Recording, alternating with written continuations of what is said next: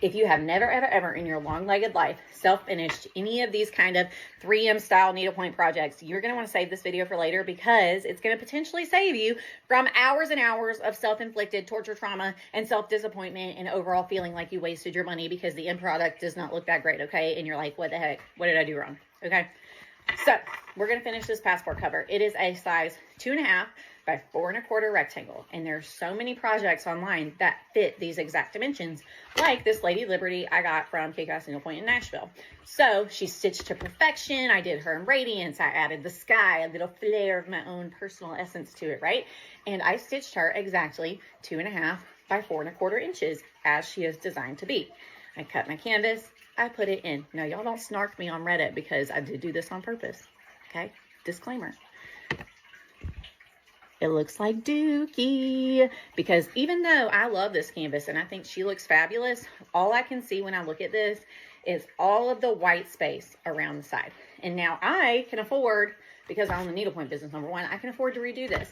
I can afford to get a new canvas. A lot of people can't, and that's just the reality. And I don't want you, if you're spending your hard-earned money on this and this, I want you to have something that you enjoy at the end of the day, right? So how to fix this problem specifically? Well, this one you can't, but before you cut, you can add a couple of rows of extra stitching around the exterior of your project. And if you do that, it's going to look more like this. We're going to put some visual graphics from this one up. Okay, so how would I do this project specifically? You can see I kind of started here on this example. I did 1 row, and even 1 row would have looked better. 2 rows would have looked perfect. 1 row would have looked better. If it was me, I would have just followed the same pattern. So this one would have been 2 rows, 2 rows of the light pink, 2 rows of the dark. So I just would have extended the pattern all the way around. Okay. It's not that hard. You just think about how it looks, right? If you want something, like if you don't want to think so much, the better option would be to get a design that is centered, and then you just extend your background around. Okay, so let's look at the options. This one, daggone and buried. I have video pictures of this one that I can show you though. The finished design space on this canvas is 2 inches by 2 inches. I'm gonna put a picture here.